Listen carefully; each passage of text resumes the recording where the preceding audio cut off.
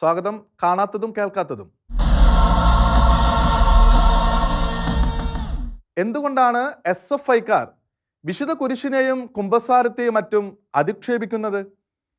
Brennen കോളേജിലെ ക്രൈസ്തവ നിന്ദനത്തെ മുൻനിർത്തിയാണ് ഈ ചോദ്യമെങ്കിലും ഇത്തരം ചെയ്തികൾ അവിടെ മാത്രം ഒതുങ്ങുന്നില്ല.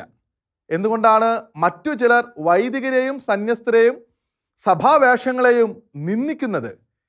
മേജർ ആർച്ച് ബിഷപ്പായ കർദിനാൾ മന്ത്രവാദികൾക്ക് മുമ്പിൽ മുട്ടുമടക്കിയെന്ന് ചിലർ പ്രചരിപ്പിച്ചത് എന്തിനെ?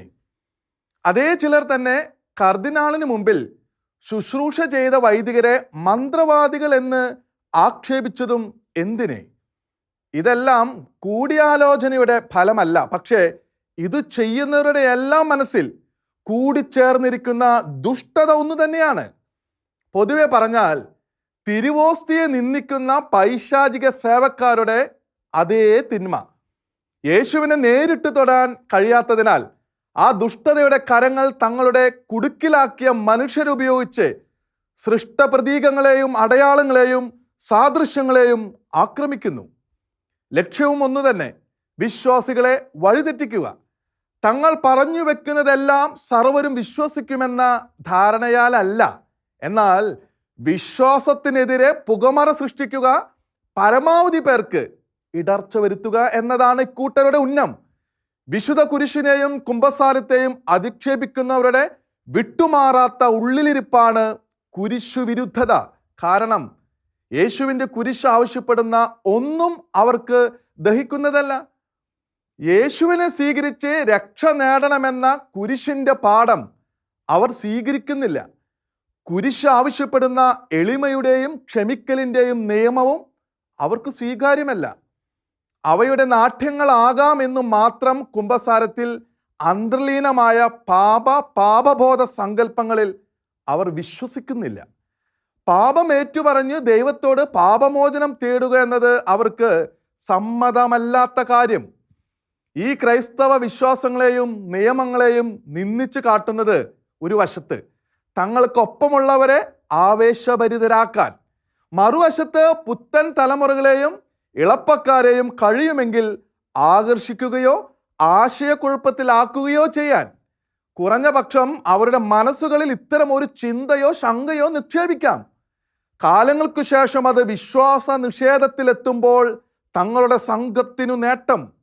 കൂടാതെ ക്രൈസ്തവാക്ഷേപത്തിൽ രസിക്കുന്നവരായി തങ്ങളുടെ ഒപ്പമുള്ള ഏതെങ്കിലും കൂട്ടരെ സന്തോഷിപ്പിക്കാൻ കഴിയുമെന്നതും ചെറിയ കാര്യമല്ല. മുതിർന്ന നേതാക്കളുടെയും ഉള്ളിലിരിപ്പും അജണ്ടയും ഇത് തന്നെയെങ്കിലും അടവു നയത്താൽ അവരതിൽ തൊടാതെ കൗശലത്തിൽ നിൽക്കും. കക്കുകളി നാടകം പോലുള്ള നിന്ദക കലാരൂപങ്ങൾ ആസ്വദിക്കുവാനും പ്രോത്സാഹിപ്പിക്കുവാനും മന്ത്രിവേഷം അണിഞ്ഞു തന്നെ എത്തുകയും ചെയ്യും. ബാക്കിയെല്ലാം കുട്ടി സംഘങ്ങൾക്ക് വിട്ടുകൊടുക്കും. കാരണം ആ പ്രായത്തിലുള്ളവരെയാണ് ആശയക്കുഴപ്പത്തിലും ഇടർച്ചയിലും കുടുക്കി ഭാവിയിൽ തങ്ങളുടെ ആലയിലേക്ക് തെളിച്ചു കയറ്റാൻ നേതാക്കൾ അജണ്ടയിടുന്നത്. മേജർ ആർച്ച് ബിഷപ്പ് കർദിനാൾ മാർ ജോർജ് ആലഞ്ചേരി പിതാവിനെതിരെ പ്രചാരണം നടത്തുന്നവർക്ക് വ്യക്തിഹത്യ എന്ന ലക്ഷ്യം നിശ്ചയമായുണ്ട്. എന്നാൽ അവരുടെ ഈ സ്വാർത്ഥ ലക്ഷ്യത്തെ കാരിയർ വേവായി ഉപയോഗിക്കുകയാണ് തിന്മയുടെ ശക്തി. സഭയെ തകർക്കുകയെന്ന ലക്ഷ്യം പ്രസരിപ്പിക്കാനുള്ള സംവാഹക തരംഗം എന്ന വിധത്തിൽ വ്യക്തിവിദ്വേഷത്തെ സഭാവിദ്വേഷമാക്കി വളർത്താൻ തിന്മയുടെ ശക്തിക്ക് എളുപ്പം.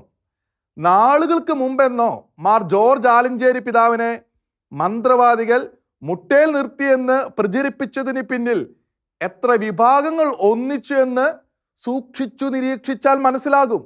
സാക്ഷാൽ യേശുനാഥൻ മുട്ടിന്മേൽ എന്ന പോലെ നിന്നാണ് ശിഷ്യന്മാരുടെ പാദങ്ങൾ കഴുകിയതെന്ന് അറിയാത്തവരല്ല അവർ. കുമ്പസാരത്തിനായും പ്രാർത്ഥന ശുശ്രൂഷയ്ക്കായും വൈദികർക്ക് മുമ്പിൽ മുട്ടുകുത്തുന്നവരാണ് മാർപ്പാപ്പ മുതലുള്ള ക്രൈസ്തവ സഭാ മേലധ്യക്ഷന്മാർ എന്നും അറിയാത്തവരല്ല. അവരുടെ ലക്ഷ്യം ആലഞ്ചേരി പിതാവിനെ ആക്ഷേപിക്കുക എന്നത് മാത്രം. കത്തോലിക്ക സഭയിൽ ക്രൈസ്തവ സഭകളിൽ മന്ത്രവാദവും മന്ത്രവാദികളും ഇല്ലെന്ന് അറിയാമായിട്ടും പ്രാർത്ഥന നടത്തിയ വൈദിക ശുശ്രൂഷകരെ മന്ത്രവാദികൾ എന്ന് വിളിച്ചതും വെറുതെയല്ല. ക്രൈസ്തവ സഭയിൽ ഇല്ലാത്തതൊന്നും ഉണ്ടെന്ന് സ്ഥാപിച്ചു വെക്കുവാനും ആ തൂവൽ ഇപ്പോൾ തന്നെ തലയിലുള്ള മറ്റേതോ വിഭാഗങ്ങളെ സന്തോഷിപ്പിക്കാനുമുള്ള ഗൂഢശ്രമം, ആരുടെയോ അച്ചാരം വാങ്ങിയുള്ള നീക്കം, തിരുസഭയുടെ വിശ്വാസത്തിന് പൂർണ്ണമായി നിരക്കുന്ന വിധത്തിൽ ജപമാല കഴുത്തിൽ അണിയാനുള്ള നിർദ്ദേശത്തെയും മറ്റാരെയോ തൃപ്തിപ്പെടുത്തുന്ന വിധത്തിൽ വക്രീകരിച്ച് വിവരിക്കാനുള്ള ശ്രമം വേറെ. ഈ പ്രവണതകളെല്ലാം സഭാവിരുദ്ധമായ വ്യത്യസ്ത താല്പര്യങ്ങളുടെ കൂടിച്ചേരലാണെന്നതിൽ സംശയം വേണ്ട. വ്യക്തിവിദ്വേഷത്തിൽ തുടങ്ങി സഭാവിരുദ്ധതയായി വളർന്ന തിന്മ ഫ്രാൻസിസ് നൊറോണയുടെ അസൽ കഥയിലെ കക്കുകളിയുടെ ആന്തരികാർത്ഥം എന്തെന്ന് KCBC മീഡിയ കമ്മീഷൻ നൽകിയ വിശദീകരണം ഏറെ പേർ ഗ്രഹിച്ചിരിക്കാം. സവർണ കമ്മ്യൂണിസ്റ്റ് ആധിപത്യത്തിൻ്റെ അടിമകളായിത്തീർന്ന ചൂഷിത അടിയാളർ ആ ദുരവസ്ഥയിൽ നിന്ന് നടത്തുന്ന കുതറിയോടലാണത്രേ അത്. എന്നാൽ കൃത്രിമമായ നാടകക്കളിയിലൂടെ പ്രസ്ഥാനത്തിനു മേലുള്ള ആ പ്രഹരം കന്യാസ്ത്രീ മഠങ്ങൾക്ക് മേലേക്ക് തട്ടിമാറ്റി സന്യസ്തരെയും തിരുസഭയെയും അവഹേളിക്കാനാണ് ഇടതുപക്ഷ സംഘടന ശ്രമിച്ചതത്രേ. അത് കണ്ടാസ്വദിക്കാൻ പാർട്ടി നേതാവും മന്ത്രിയും. പുള്ളി മാറ്റാൻ കഴിയാത്തവർ ഏത് കുപ്പായം ഇട്ടാലും പുള്ളി അവശേഷിക്കുക തന്നെ ചെയ്യും. തിരുസഭയെ നേരിട്ട് മാത്രമല്ല, വൈദികരെയും സന്യസ്തരെയും മേലധ്യക്ഷന്മാരെയും അവഹേളിച്ചും പുതിയ തലമുറകളിൽ ഇടർച്ചയുണ്ടാക്കാൻ അവർ തുടർന്നും ശ്രമിക്കും. പ്രതിഷേധിക്കുക അവകാശം മാത്രമല്ല, കടമയുമാണ്. അതിനേക്കാൾ പ്രധാനമാണ് ആര് എന്തു ചെയ്യുമെന്ന് വിവേചന ബുദ്ധിയ പുതിയ തലമുറകളെ ഗ്രഹിപ്പിച്ചു കൊണ്ടേയിരിക്കുക എന്നത്. അതാണ് കൂടുതൽ ഫലപ്രദവും. ആ പ്രതീക്ഷ വെറുതെയായി. ഷെക്കേന ചാനൽ ചൂണ്ടിക്കാട്ടിയ സത്യത്തെ ഒരു മൂളൽ കൊണ്ട് പോലും പിന്താങ്ങാൻ ഒരു സ്ത്രീ ശക്തിവാദിയും ഉണ്ടായില്ല. സ്ത്രീയായി പിറന്ന ഒരു സ്ത്രീ നീതിവാദിയും മിണ്ടിയില്ല. വനിതാ ദിനം വന്നിട്ടുകൂടി. വനിതാ ദിനത്തിൽ ഓർക്കേണ്ടിയിരുന്ന ഏറ്റവും ധീരയായ അതിജീവതയാണ് സിസ്റ്റർ സെഫി എന്ന സത്യം. ഏതൊക്കെയോ മഹത്വകാംക്ഷികളുടെ ചങ്ങലയിൽ കുടുങ്ങി മുഴുങ്ങുന്ന ചാങ്ങലയോ ചിലമ്പുന്ന കൈത്താളമോ മാത്രം ആയിപ്പോയവർക്ക് ആ സത്യം തിരിച്ചറിയുക എളുപ്പമല്ലല്ലോ. ഒരു സ്ത്രീക്കും താങ്ങാൻ കഴിയാത്ത അപമാനത്തിനാണ് സിസ്റ്റർ സെഫി ഇരയാക്കപ്പെട്ടത്. താങ്ങാൻ കഴിയാത്ത പീഡനത്തിലൂടെയാണ് ഒരു CBI ഉദ്യോഗസ്ഥന്റെ കിരാതത്വം വർഷങ്ങളോളം ആ സന്യാസിനിയെ വലിച്ചിഴച്ചത്. തൻ്റെ അധികാര പരിധി മനഃപൂർവ്വം ലംഘിച്ച് കന്യകാത്വ പരിശോധന എന്ന ക്രൂരമായ കടന്നേറ്റം നടത്തിയ ഉദ്യോഗസ്ഥന്റെ ലക്ഷ്യം സിസ്റ്റർ അഭയവധക്കേസിൽ പ്രതിയാക്കപ്പെട്ട സിസ്റ്റർ സെഫിയെ അപമാനിക്കുക എന്നതു മാത്രമായിരുന്നു. തെളിവെന്ന നിലയിൽ പ്രസക്തമല്ലാത്ത ഒരു കളങ്കം സിസ്റ്റർ സെഫിയുടെ മേൽ എങ്ങനെയും ചാർത്താനുള്ള ശ്രമം, അതുവഴി സമൂഹത്തിനും നിയമ സംവിധാനങ്ങൾക്ക് മുമ്പിൽ അവരെക്കുറിച്ച് മോശമായ ചിത്രവും ന്യായാധിപ മനസ്സുകളിൽ പോലും അവരെക്കുറിച്ച് മുൻവിധിയും സൃഷ്ടിക്കുക എന്ന ദുഷ്ടലക്ഷ്യം. സിസ്റ്റർ സെഫി പരിശോധനയ്ക്ക് വഴങ്ങിയിട്ടും പരിശോധനാ ഫലം ഉദ്യോഗസ്ഥന്റെ ദുഷ്ടലക്ഷ്യത്തിന് എതിരായിട്ടും വെറുതെ വിട്ടില്ല ആ ഉദ്യോഗസ്ഥൻ. തെളിഞ്ഞ സത്യം അംഗീകരിക്കാൻ കൂട്ടാക്കാതെ അത് കൃത്രിമമാണെന്ന പ്രചാരണം വഴി പുകമറ സൃഷ്ടിച്ച ഉദ്യോഗസ്ഥനെ എങ്ങനെയും പറയാൻ പാകത്തിൽ തനിക്കറിയാത്ത കാര്യത്തെക്കുറിച്ച് റിപ്പോർട്ട് നൽകിയ ഡോക്ടറും സന്യാസിനിയുടെ ജീവിതത്തിൽ അവരേൽപ്പിച്ച ആഘാതത്തെക്കുറിച്ച് മാത്രമല്ല പറയേണ്ടത്. ഇക്കാലം അത്രയും ഈ ദുഷ്ടപ്രചാരണവും സിസ്റ്റർ സെഫി അനുഭവിച്ച ഹൃദയവേദനയും ആസ്വദിച്ചിരുന്നവരും അവർക്കത് വിളമ്പിക്കൊടുത്തിരുന്ന മാധ്യമ ശവഭോജികളും അറിഞ്ഞില്ല ഈ വർഷങ്ങളെ ആ സന്യാസിനി എങ്ങനെ അതിജീവിച്ചെന്ന്.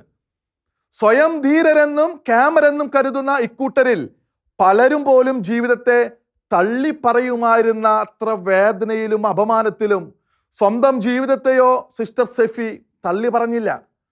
ജീവന്റെ മേൽ കൈവച്ചില്ല. സ്വന്തം സന്യാസത്തെയോ സന്യാസ വേഷത്തെയോ പഴിച്ചില്ല. നിരാശയുടെ ഒരു സാധ്യതയ്ക്കും അവർ കീഴടങ്ങിയില്ല. കാരണം അവർക്ക് പ്രത്യാശയുണ്ടായിരുന്നു. യേശു ക്രിസ്തുവിലുള്ള വിശ്വാസവും ശരണവും. അവ കൊണ്ട് മാത്രം സാധ്യമായ ഈ അതിജീവനത്തിലെ ധീരത തിരിച്ചറിയാൻ ആർക്കോ വേണ്ടി ചിലമ്പുന്ന കൈത്താളങ്ങളാകുന്ന സ്ത്രീശക്തിവാദികൾക്ക് കഴിയില്ല. അതിൽ അത്ഭുതവുമില്ല. പക്ഷേ കേസിലെ പ്രതിയായാൽ കൂടി സ്ത്രീക്കെതിരെ നടത്താൻ പാടില്ലാത്ത മനുഷ്യത്വരഹിതവും ഭരണഘടനാ വിരുദ്ധവുമായ നടപടിയായിരുന്നു കന്യകാത്വ പരിശോധന എന്ന് ഡൽഹി ഹൈക്കോടതി വിധിച്ചിട്ടും അത് വേണ്ട വിധം റിപ്പോർട്ട് ചെയ്യാൻ പോലും മാധ്യമ ശിഖണ്ഡികൾ തയ്യാറായില്ല. ചിലരാകട്ടെ റെക്കോർഡിന് വേണ്ടി മാത്രം എന്നോണം അത് നേരത്തെ വാർത്തയാക്കി. നാണം തോന്നുന്ന മാധ്യമങ്ങൾ എന്തും ചെയ്യട്ടെ, ചെയ്യാതിരിക്കട്ടെ, പക്ഷേ ഇത് ചരിത്രത്തിലിടമുള്ള വിധിയാണ്. ഇനി അങ്ങോട്ട് ഇത്തരം ദുർവിധി നേരിടേണ്ടി വന്നേക്കാവുന്ന ഏത് സ്ത്രീക്കുമുള്ള സംരക്ഷണ മതിൽ കേസിൽ പ്രതികളായാലും അല്ലെങ്കിലും സ്ത്രീകളെ ഇത്തരം അപമാനത്തിലേക്ക് നിർബന്ധപൂർവ്വം വലിച്ചഴയ്ക്കാൻ ഒരു ഉദ്യോഗസ്ഥന്റെയും ക്രൂരതയെ അനുവദിക്കാത്ത വിധിയെഴുത്ത്. ഭാവിയിൽ ഇത്തരം ഒരു സാഹചര്യം ഉണ്ടായാൽ സിസ്റ്റർ സെഫി വേഴ്സസ് CBI അല്ലെങ്കിൽ സിസ്റ്റർ സെഫി അബി CBI എന്ന കേസിലെ ഡൽഹി ഹൈക്കോടതി വിധി എന്ന രീതിയിൽ ഈ വിധി കോട്ട് ചെയ്യപ്പെടും. അതിന്റെ സംരക്ഷണം അനുഭവിക്കുന്ന ഓരോ സ്ത്രീയും സിസ്റ്റർ സെഫിയെ അറിയാതെ അനുഗ്രഹിക്കും. ഇന്നും മിണ്ടാത്ത മാധ്യമങ്ങൾക്കും ഭാവിയിൽ അത് പറയുക തന്നെ വേണ്ടിവരും. അതെ, അനേകം സ്ത്രീകൾ അനുഭവിക്കേണ്ടി വരുമായിരുന്ന അപമാനമാണ് സിസ്റ്റർ സെഫി തനിയെ ചുമന്നു മാറ്റിയത്. മനുഷ്യകുലത്തിനു വേണ്ടി അപമാനം കുരിശായി സ്വന്തം തോളിൽ വഹിച്ച യേശുക്രിസ്തു തന്നെയാണ് അനേകർക്ക് വേണ്ടി ഈ അപമാനം ചുമക്കാൻ തന്നെ അനുവദിച്ചതെന്ന് സിസ്റ്റർ സെഫിക്ക് ഉറച്ചു വിശ്വസിക്കാം.